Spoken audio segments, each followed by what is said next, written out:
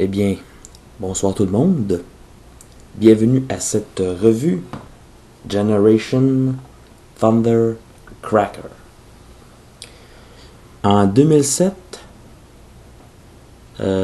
Botcon nous avait offert le set exclusif Games of Deception qui comprenait, entre autres, 3 des 6 Seekers, nommément Thundercracker, Trust et Dirge.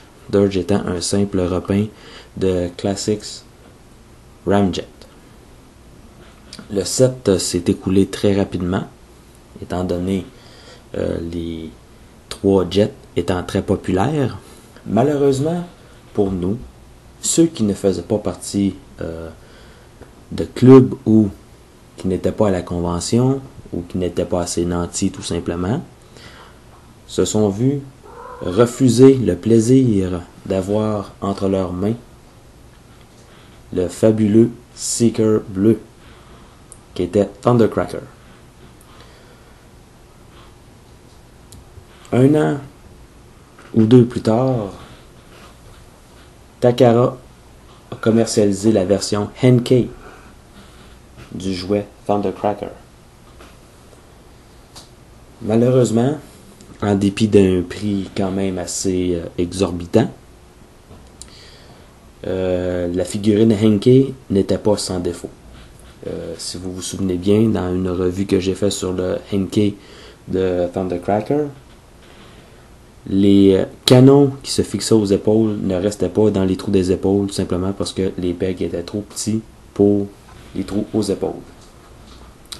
Problème que j'ai réglé avec les conseils judicieux d'autres transfans qui m'ont proposé une solution assez facile. Bon. Et finalement, cette année, 4 ans après avoir pesté sacré et maudit Botcon, on a finalement un classique Generation de Thundercracker qui se trouve ici. Et ici, vous avez la version Henkei. On remarque tout de suite que le Generation est plus foncé que le Henkei. Et les insignes Decepticons sont surlignés en peinture gris argenté. Au contraire du Henkei, que les insignes sont peints simplement en mauve. Et on a aussi la différence des motifs sur les ailes. Le Henkei respecte plus le style du dessin animé, si on veut, tandis que le Generation lui respecte plus le style du jouet G1. Les différences entre les modes entre les deux jouets en mode jet, eh bien, vous voyez qu'ici on a une continuité de peinture bleue métallisée ici, tandis que ici on a le gris argenté, tout simplement. Aussi, au niveau des fusils, on a des chromes pour la version Henkei et on n'en a pas pour la version Generation. J'ai malheureusement pas de version Botcon sous la main, ce qui fait que je ne peux pas faire une comparaison avec la version Botcon. Donc, le bleu est plus foncé et rend un peu plus justice à Thundercracker, colle un peu plus à Thundercracker que la version Henkei, mais la version Henkei tout de même reste une très belle version de Thundercracker. Et là, vous avez sûrement entendu en arrière-plan une petite sérénade de mon minou Gizmo. Aussi, on remarque qu'au niveau des cockpits, on a une teinte un peu plus foncée de ce côté-ci que de ce côté-ci. Et les lignes du cockpit sont peintes en noir, tandis qu'ici, on n'a pas de peinture. Sur le nez, ici, on a un insigne Decepticon. Ici, on n'en a pas. Et le bout du nez est bleu. Et ici, il est noir. Donc, il y a aussi une différence au niveau des motifs, des ailes, ici et ici. C'est-à-dire ici. Donc, je vous dirais que cette édition-ci, l'édition Generation, ça rapproche un peu plus du Masterpiece aussi. Oui, Gizmo, hein? Hein? Mon chat est jaloux, il n'aime pas que je porte très attention à mes robots plus que lui. Bon, je vais mettre cette version-ci de Thundercracker de côté et vous amener tout de suite un autre NK déjà en robot. Et je vais transformer celui-ci devant vous assez rapidement, sans vous faire de description quand même sur la transformation, parce que vous l'avez vu des centaines et des centaines de fois, et vous avez vu aussi des vidéos de Optibottimus sur ce robot-ci. Je suis d'accord en tout point avec lui lorsqu'il dit que c'est une édition fantastique de cette figurine-ci, surtout de Thundercracker. Les couleurs lui rendent vraiment justice, et c'est vrai que le moule, ou plutôt la figurine, ne présente aucun indice de dégradation des moules. Donc, on pourrait avoir facilement une version officielle de Sunstorm, ce qui serait vraiment plaisant. Sous cette apparence-ci, ça serait vraiment grandiose d'avoir Sunstorm, étant donné qu'on a Acid Storm, et on pourrait avoir un troisième Rainmaker. Ça serait vraiment plaisant. Bon, et voilà. Et le tout vraiment est très raide, très stiff, très solide. Tellement solide que je peux avoir un peu de difficulté à insérer les armes à leur place. Et voilà, vous avez ici Thundercracker en version Generations à côté du NK.